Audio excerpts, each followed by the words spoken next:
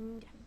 Buenas noches, nos encontramos en el programa Jueves Científico transmitido por TVCOP, el canal de la odontología. Mi nombre es la doctora Susana García Zárate y en esta oportunidad tenemos el tema que es mordeduras humanas, análisis pericial y su aplicación forense.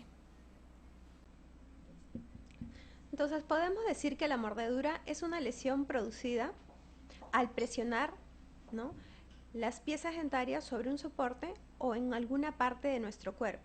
Entonces, esta va a producir lesiones contusas, lesiones cortocontusas o lesiones mixtas. Cuando hablamos de lesiones contusas, nos referimos básicamente a una lesión tipo presión, y cortocontusa, que no solamente hay una lesión con presión, sino además hay corte, en la que se produce tracción y fricción. Asimismo, puede haber una clasificación según una lesión mixta, es decir, hay una variación entre cortocontusa, ¿no?, y además hay succión y desgarro. Hay succión y desgarro. Las mordeduras se pueden clasificar según el mecanismo de acción, ¿no? Podemos mencionar que existen mordeduras de tipo dinámica, estática y mutilante. Cuando hablamos mordeduras de tipo estática, son aquellas en donde la agresión o el agresor produce la lesión, es decir, la mordedura, ¿no?, y en este caso el agredido no pone resistencia, entonces la mordedura se va a apreciar nítidamente, ¿no? Observamos, ¿no?, la imagen y observamos las piezas dentarias bien definidas sobre, en este caso, la piel, ¿no?, sobre el segmento mordido. Cuando hablamos de una mordedura de tipo dinámica, se refiere básicamente a una mordedura con movimiento, es decir, el agresor muerde a la víctima y la víctima se defiende, ¿no?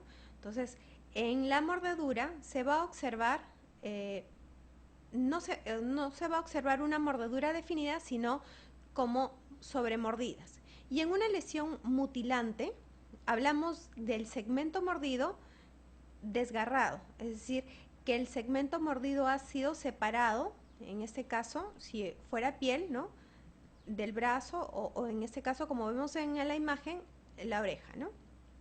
Existe otra clasificación, ¿no?, que hablamos según su forma, si son típicas o atípicas, y se refiere básicamente si la mordedura típica es aquella mordedura en donde se observa los bordes los bordes incisales de las piezas tanto superior como inferior, ¿no?, o sea, como arcos de media luna, y generalmente ubicadas en mordeduras de tipo estática. En el tipo dinámica es cuando las mordeduras, ¿no?, se observan como sobremordidas, ¿no?, y no tienen un origen clásico como es la forma de semiluna. Según su gravedad, pueden ser contusas, una contusión simple, ¿no?, o compleja. Hablamos de simple cuando la mordedura se ha producido bajo presión, ¿no?, pero más los bordes, digamos, de las piezas dentarias no están bien definidas, hay solamente una equimosis, ¿no?, y las complejas es cuando la presión o hay mayor presión y puede llegar en algunos casos al desgarro, ¿no? Vemos imágenes, ¿no?, de las lesiones típicas, atípicas y también de las contusas. Tenemos otra clasificación, ¿no?, según contusas, cortocontusas y mixtas, que ya anteriormente las hemos mencionado, que se refieren básicamente a la presión, ¿no?, al corte, y en algunos casos hay fricción y hay succión. En las mordeduras verdaderas o pseudomordidas, en verdad las mordeduras verdaderas son aquellas que se producen cuando en la lesión se evidencia los bordes incisales bien definidos, ¿no? Y en las pseudomordeduras son también denominadas sugilaciones, es decir, los bordes incisales no son, digamos, observados, pero se pueden observar sobre todo la succión. Hay presencia de quimosis más que de hematoma, ¿no? También tenemos las mordeduras según su origen, que pueden ser humanas o animal, ¿no? Las mordeduras de humano, bueno, tienen sus características propias, ¿no? Como por ejemplo hay una homogeneidad en lo que es los bordes incisales, ¿no? La altura coronaria también es bastante homogénea, ¿no? Y en una mordedura típica, ¿no? Se puede observar, aparte de la media luna, también los diámetros mesiodistales. Generalmente, ¿no? Las mordeduras humanas no suelen tener espacios dentarios, ¿no? Y dependiendo de las piezas dentarias que, digamos, se observan en la lesión, ¿no? Porque cada una de las piezas dentarias tiene una forma clásica, ¿no? Se pueden observar y podemos dar, digamos, podemos clasificar o mencionar que es una mordedura humana, ¿no? También por el número de piezas involucradas. Ahora, en el de tipo animal, nosotros hablamos de mordedura de tipo animal, empezando porque la forma de arcada es mucho más estrecha. Hablamos de mordedura de tipo animal, generalmente, o la mordedura más común es la del perro, ¿no? Entonces, digamos, la arcada es mucho más estrecha, los bordes incisales son mucho más agudos y puntiagudos, ¿no? La numeración de las, digamos, de los incisivos centrales son diferentes, ya que en el caso de los animales ellos cuentan con seis incisivos centrales, ¿no? Y hay presencia de espacios interdentarios. Entonces, hay variación bastante en lo que es las mordeduras de tipo humana y animal. Aquí, por ejemplo, observamos una mordedura, digamos, verdadera, ¿no? Es una pseudo mordida que hay más succión, ¿no? Eso puede ser una mordedura contusa, dependiendo de la presión, ¿no? Y la clásica mordedura de tipo animal, que es el perro. También tenemos otra clasificación, ¿no? Según la severidad, puede ser severa, moderada o leve, ¿no? Dependiendo de la presión, digamos, que ejerce en este caso el agresor. Genuinas o automordidas, ¿no? Las genuinas que sí son aquellas producidas por el agresor, y las automordidas son las mordidas producidas en este caso por la pseudo víctima, ¿no? O sea, son producidas por aquellas personas que tienen la intención de incriminar a alguien. También tenemos las mordeduras antemortem y postmortem. Bueno, las antemortem son aquellas que se producen antes de la muerte y generalmente son producidas por el agresor, ¿no? Ya sea en caso de riñas, ¿no? Peleas, y en las postmortem son mordeduras que son producidas generalmente por personas, ¿no? Que tienen problemas psicológicos, ¿no? O psiquiátricos. Entonces, estas personas producen las mordeduras pensando que aún la víctima se encuentra viva, ¿no? O en algunos casos pueden sentir algún tipo de placer, dependiendo del tipo de mordedura que se produzca, ¿no? Ahora, estas mordeduras, si es una mordedura antemortem, bueno, va a tener sus tres signos clásicos, donde hay presencia de hemorragia, ¿no? Coagulación y disfunción sanguínea, lo que es característico en las antemortem, y en las postmortem hay ausencia de estas tres características. Tenemos imágenes de mordeduras severas, ¿no? Comúnmente en el caso de la oreja, ¿no? Genuinas, ¿no? Producidas en este caso por un agresor, y estamos viéndolo sobre un cadáver, ¿no? Sería una clasificación también de tipo post-mortem. Tenemos otras mordeduras, ¿no? Que suelen ser de ataque, de defensa o masoquismo. Básicamente se relacionan con el lugar en donde se encuentra la mordedura. Si hablamos de una mordedura de defensa, es aquella que por lo general se van a ubicar a nivel de brazos, manos o dedos. ¿Por qué? Porque en este caso el agredido, ¿no? O sea, en este caso la víctima trata de defenderse y produce la mordedura en el agresor, en las partes que se encuentran a su alcance, ¿no? En el caso de una mordedura de ataque, es una mordedura que generalmente se va a ubicar en zonas vulnerables, ¿no? O zonas prominentes.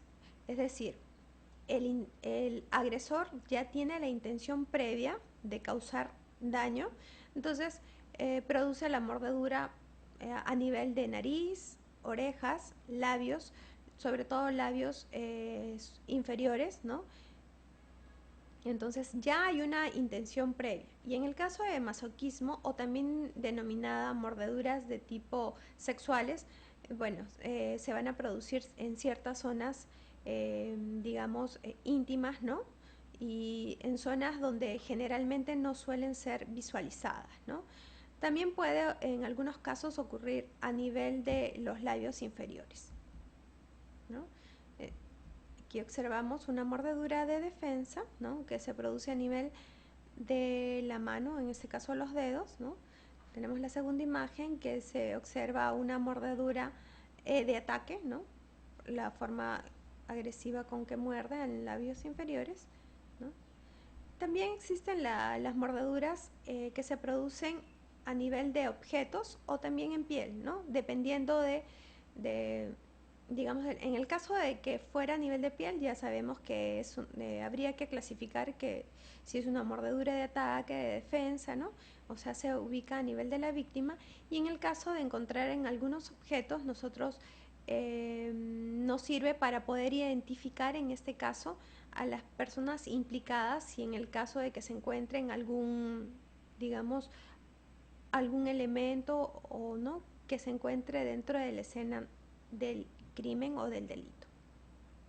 Mordeduras provocadas por sí mismo y mordeduras provocadas por terceros, básicamente son aquellas, las de sí mismo para incriminar a una persona, y provocadas por terceros son aquellas que se relacionan en riñas, ¿no? En el caso de peleas, ¿no? Entonces, cuando nosotros hablamos de la mordedura, hablamos de que es una lesión, ¿no? Que se produce en este caso o producida por las piezas dentarias, ¿no? Del victimario o en este caso del agresor sobre la víctima.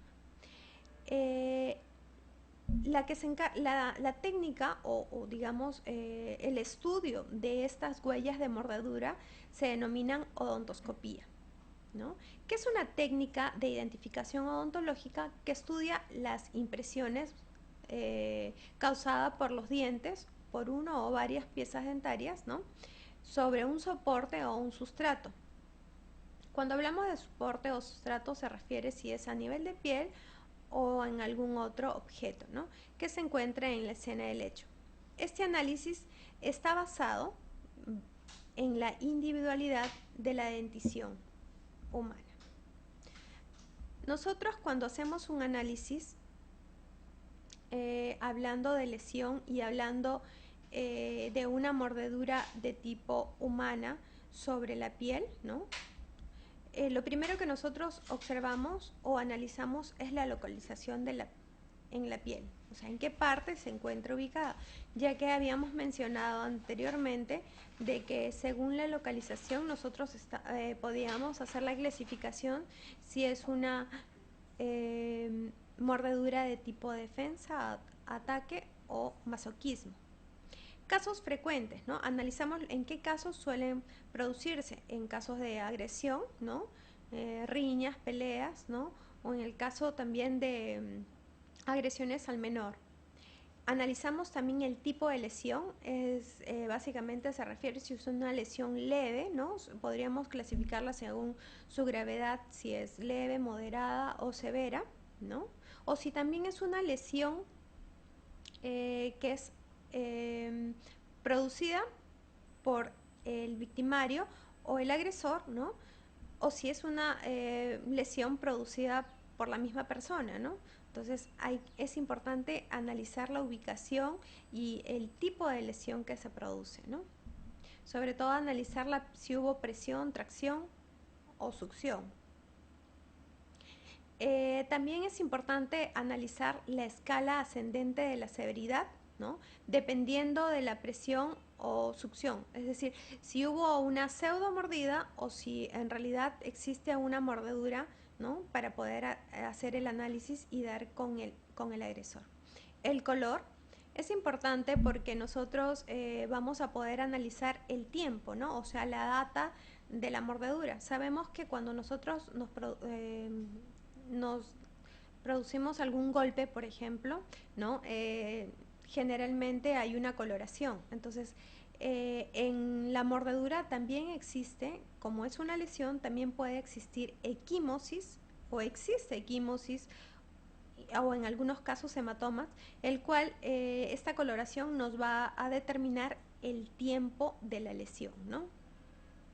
El mecanismo de tracción y de presión, que también es importante para analizar sobre todo la severidad,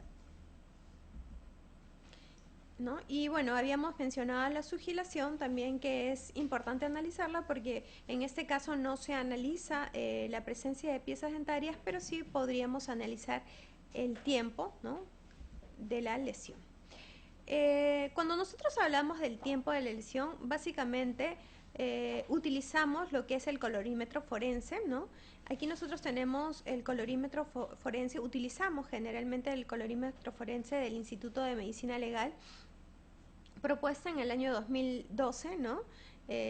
Basados en lo que es el colorímetro forense utilizado en Colombia, ¿no?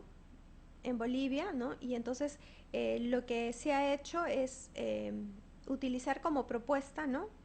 Según la clasificación de días, ¿no? Según lo presentado aquí en el Perú, ¿no? Entonces, tenemos la coloración, por ejemplo,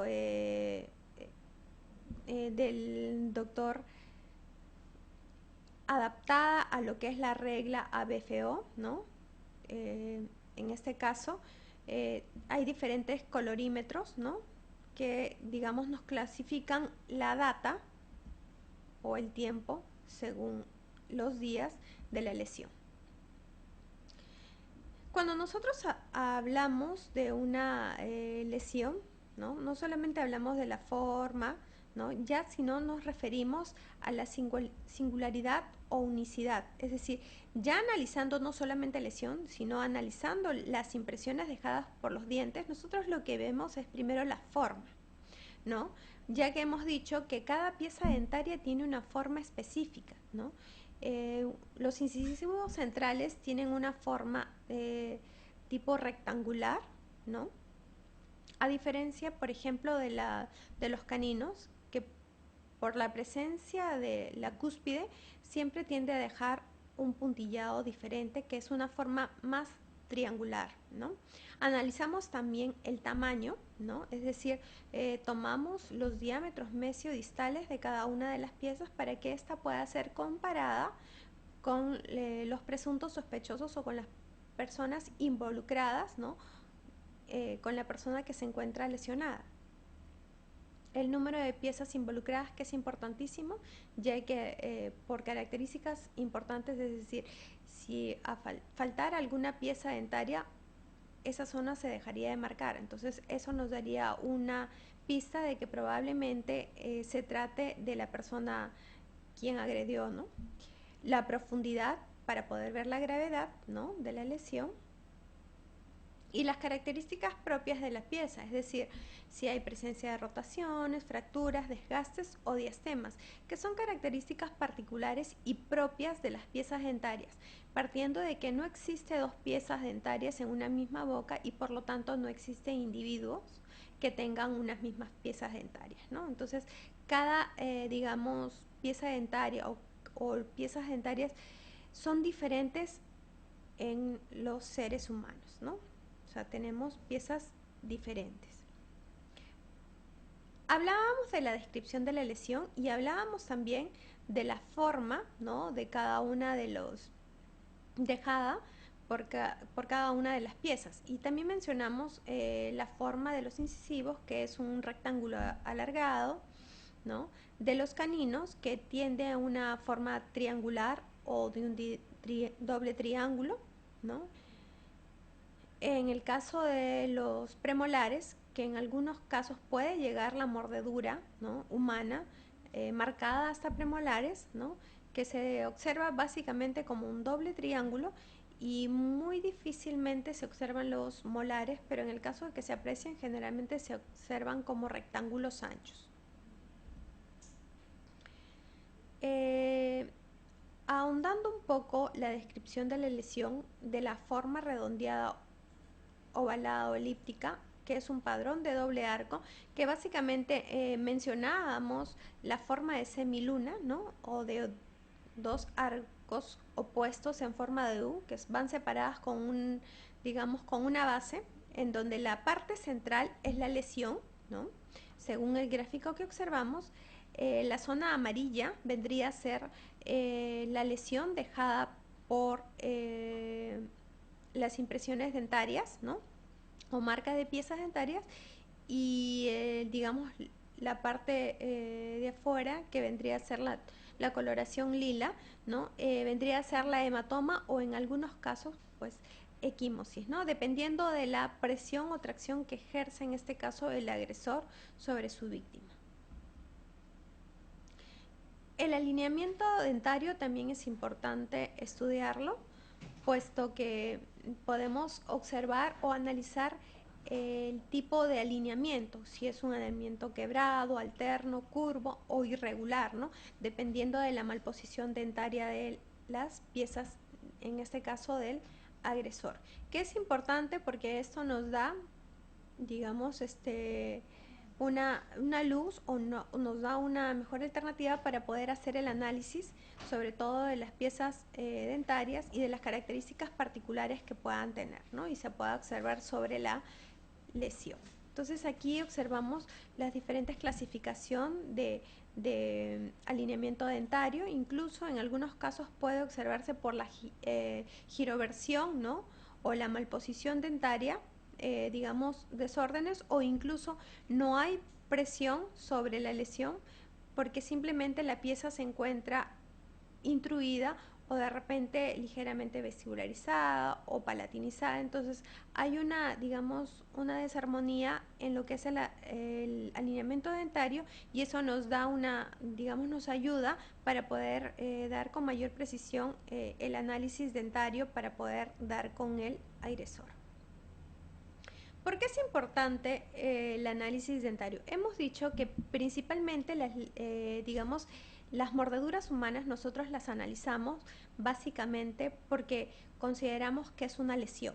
O sea, una lesión en este caso producida por las piezas dentarias, ¿no?, que nos va a ayudar para, como operadores de justicia, ya que en este caso el juez, ¿no?, o el fiscal nos solicitará apoyo, ¿no?, como peritos odontólogos, ya que somos los encargados de poder, o las personas debidamente preparadas para poder hacer el análisis de las piezas dentarias y en este caso dar con el agresor. ¿Por qué es importante? También porque nosotros, por nuestro análisis y por la experiencia y según la ubicación, vamos a poder analizar si es una mordedura fingida, ¿no?, o autorrealizada, o en el caso de que sea provocada por un tercero. Nos da indicios de quién pudo producir la agresión, ¿no?, porque también vemos la parte, dependiendo del tipo de mordedura, podemos tener más o menos un perfil del agresor, ¿no?, según la lesión que produce y en las partes donde él produce la mordedura. Entonces, hablábamos también del perfil psíquico, ¿no?, del agresor, y al identificar el tipo de huella también es importante porque podemos saber si es una mordedura humana o una mordedura de animal. Entonces, cuando nosotros analizamos en físico, nosotros hablamos de la lesión en sí, y para nuestro entender nosotros le denominamos muestra dubitada, ¿no?, y las muestras que nosotros obtenemos para hacer el análisis, o sea, es decir, compararlos, las denominamos muestra de comparación, que las obtenemos de las personas que están directamente implicadas digamos, con el acto delictivo o con lo encontrado en la escena del crimen. Entonces, ¿qué es lo que analizamos? Primero hacemos una observación, una inspección directa, ¿no? De todo el lugar, ¿no? De la escena del crimen o de la escena del delito, y si vamos directamente a la lesión, hacemos una inspección del segmento mordido. La perennización, que es, digamos, vendría a denominarse a las fotografías que nosotros designamos, ¿no? Las primeras fotografías que se toman, en este caso, si hablamos de la lesión directa, a la lesión que hay debe haber una fotografía panorámica, es decir, se va a tomar, si fuera, digamos, post-mortem o ante-mortem, ¿no? En la víctima se toma la lesión a todo, o sea, la visión es panorámica, se toma la fotografía de la lesión, pero con una vista panorámica, y luego una fotografía in situ, ¿no? O sea, directa o localizada sobre la lesión. Básicamente la perennización es, digamos, las tomas fotográficas, ¿no? Luego la protección y la conservación. Cuando hablamos de protección y conservación, depende si es en una persona viva, lo que nosotros hacemos es el recojo de la saliva, ¿no? Y llevarlo a conservar, porque nosotros podemos encontrar ADN, en este caso del agresor, ¿no? Pero mediante del análisis o recojo de repente de células inflamatorias que se pueden encontrar dentro de la saliva, ¿no? Si es en el caso de que fuese la víctima, por ejemplo, post-mortem, o sea, una mordedura post-mortem, podríamos hacer el recojo mediante el extraído del segmento mordido. Dice colección y embaje, cadena de custodia, que vendría a ser digamos, el orden en el cual se obtuvo todas las muestras que van a ser analizadas, ¿no? Transporte y conservación y almacenamiento, en este caso del laboratorio, para su posterior análisis. En el caso de las muestras de comparación, que habíamos dicho que van a ser personas o las personas que se encuentran implicadas con el presunto delito, primero se les pide su consentimiento, ¿no? Hace firmar un consentimiento informado, ya que se está tratando con personas. Se hace una ficha odontológica, un odontograma, impresión, obtención de modelos y fotografías. Esto se hace con el afán de producir, digamos, o de analizar lo que nosotros tenemos con la muestra dubitada, y para posteriormente hacer las comparaciones con las muestras o con lo obtenido en los presuntos sospechosos.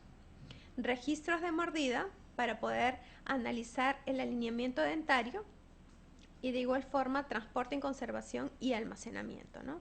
Para poder hacer su análisis en el laboratorio. En el caso de obtener restos biológicos, ¿no?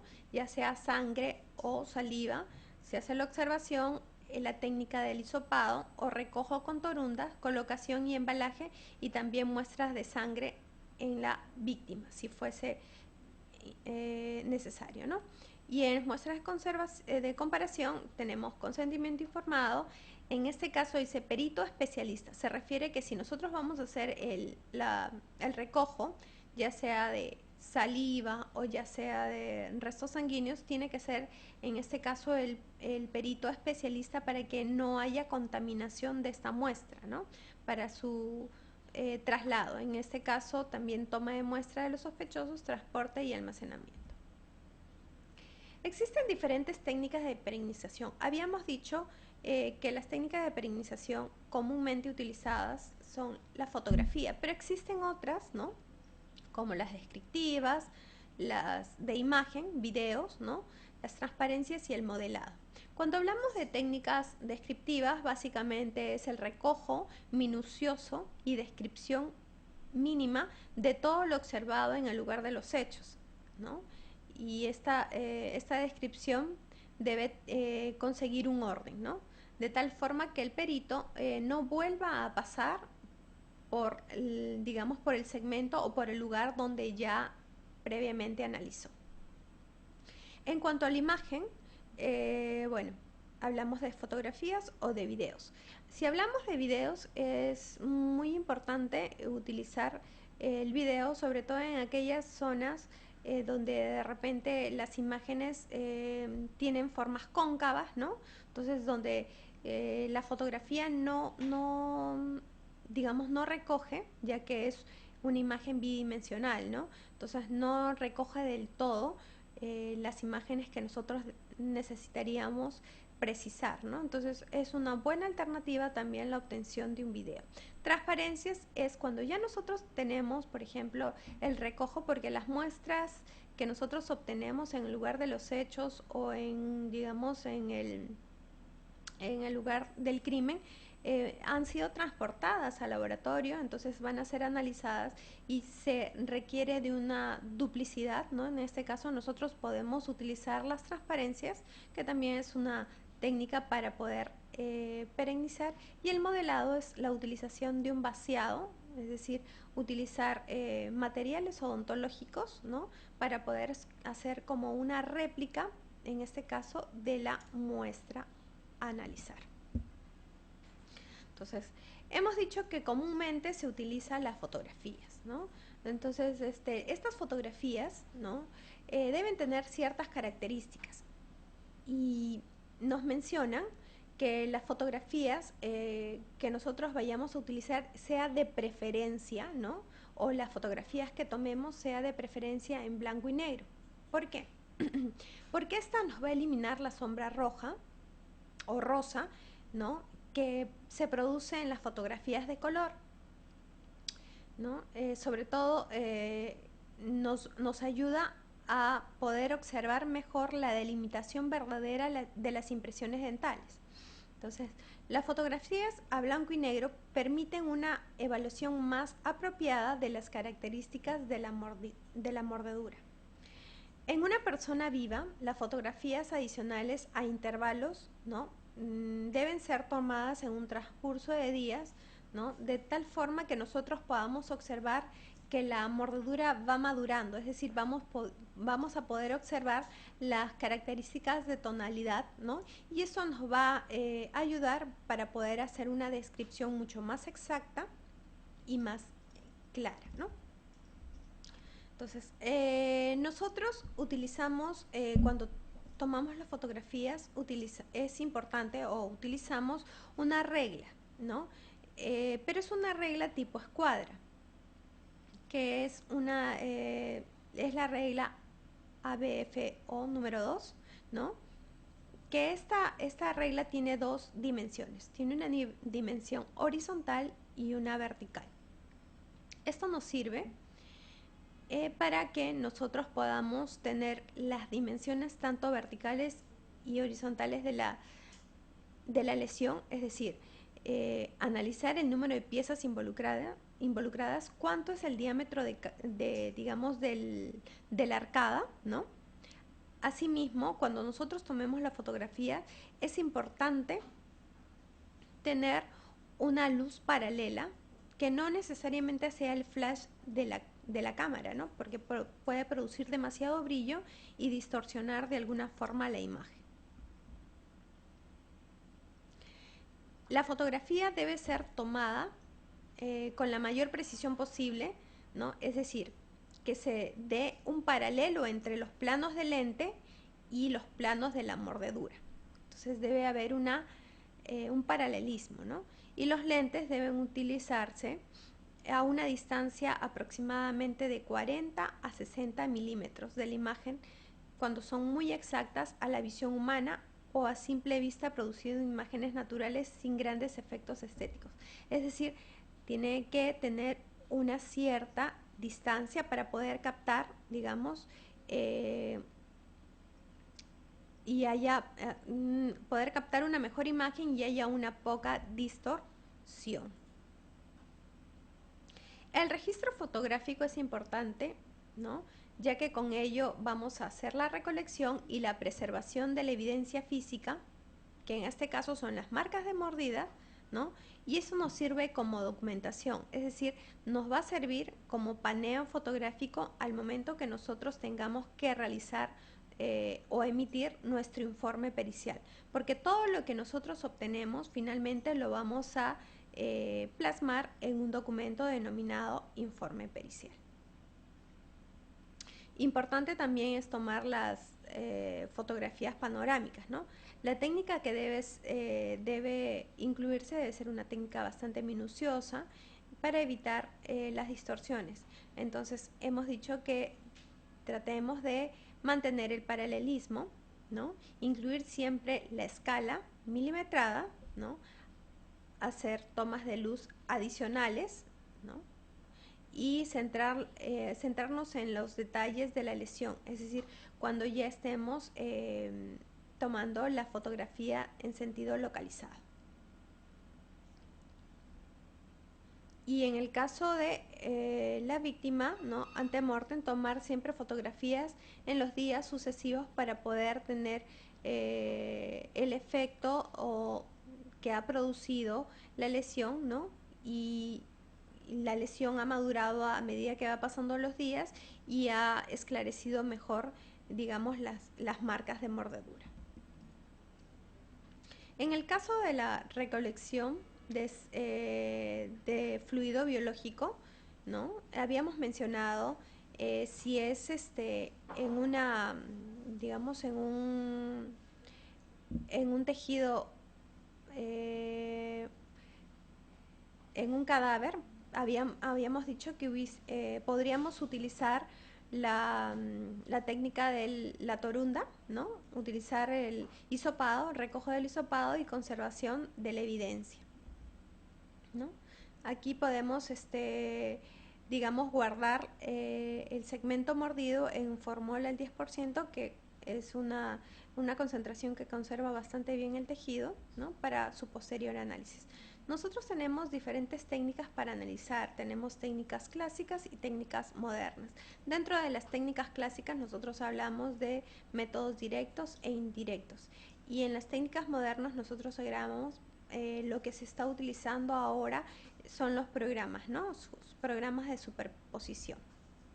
En las técnicas clásicas nosotros hablábamos de métodos directos, eso es para la obtención, digamos, de la muestra auditada y que se basan prácticamente en la comparación de modelos de los dientes de los sospechosos con las marcas de mordida sobre la piel o el objeto mordido, ¿no? Es directo.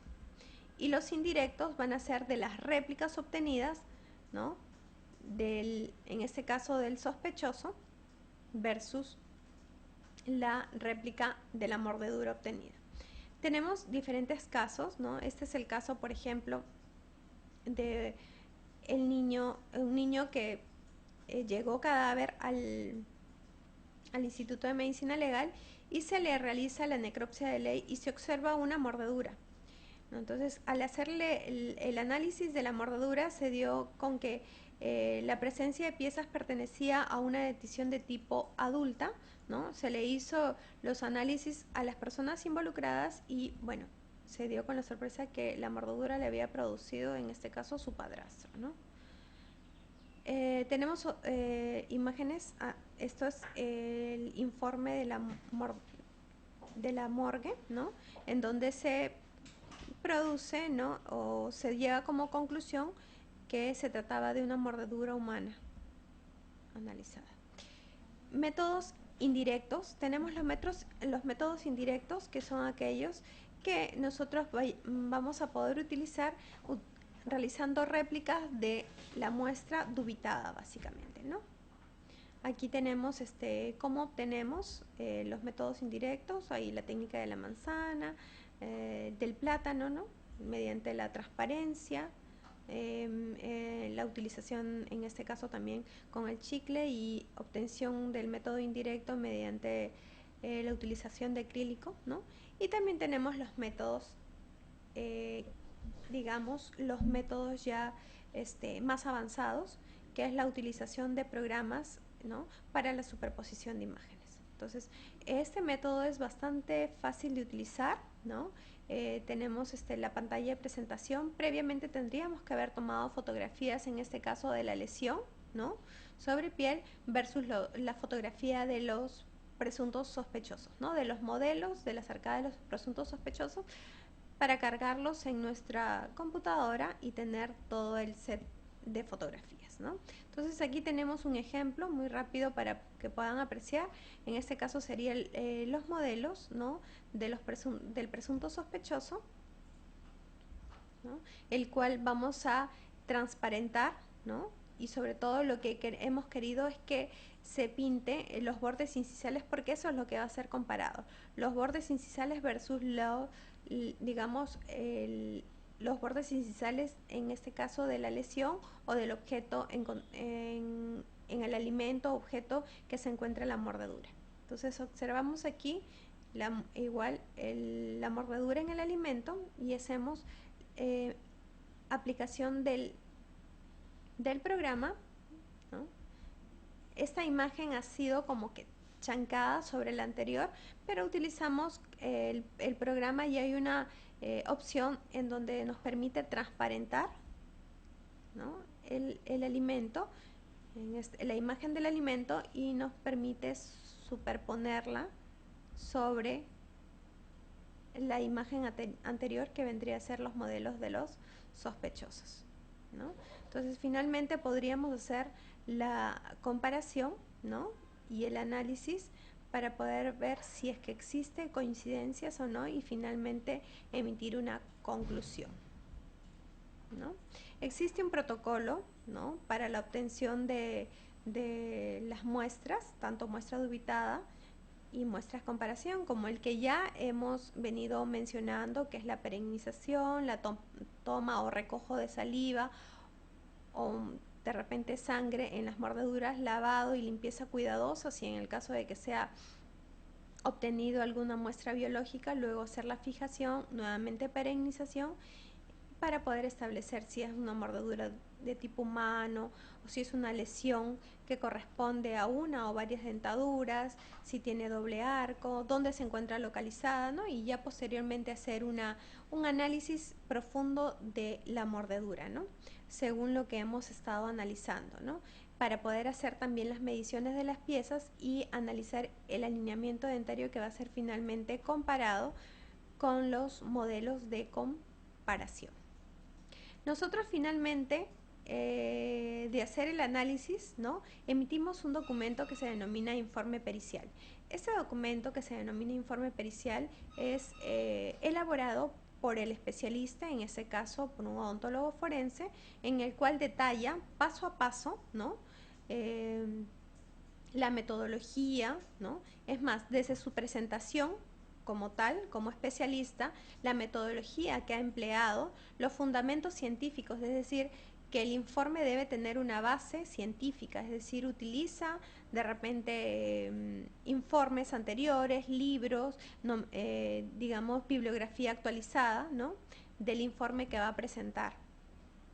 Asimismo, hace el análisis exhaustivo y detalloso y minucioso de las muestras, tanto de la muestra dubitada, que es la muestra encontrada ya sea en la víctima o en la escena del crimen, y de las muestras de comparación, que son, digamos, las personas implicadas, ¿no?, sí, que se encontrarían implicadas en el lugar de los hechos, ¿no? Hace una comparación, hace un análisis de cada de ellos para finalmente emitir una homologación, es decir, describir si es que hay similitud o semejanza para finalmente dar con una conclusión, ¿no?, que si existe coincidencias o no las existe, o que quizá no se pudo hacer el análisis por falta de evidencias, ¿no? Entonces, este documento debe ser anexado el paneo fotográfico, es decir, de las fotografías obtenidas en el momento que nosotros realizamos la perenización, ¿no? Esos son casos muy conocidos, ¿no?, de sentencias que se hicieron en otro país. Por ejemplo, esto fue en Estados Unidos, ¿no?, que se hizo una valoración de las diferentes lesiones que producía este asesino en serie, ¿no?, en las diferentes víctimas, en donde se analizaba mordidas, ¿no?, en las víctimas, y al hacer el análisis de las mordeduras encontradas en las víctimas versus los modelos obtenidos de las piezas dentarias del agresor, se pudo observar y dar sentencia que efectivamente este era el agresor, ¿no? Aquí tenemos también para informarles que existe, ¿no?, todo lo que es el análisis y la aplicación forense o el estudio de las mordeduras humanas en el libro ha sido presentado este año, ¿no?, para que puedan tener su, digamos, mayor información y detalle de todo lo que se ha tratado esta noche. Muchas gracias por acompañarnos en este programa. Los invitamos a que nos inscriban.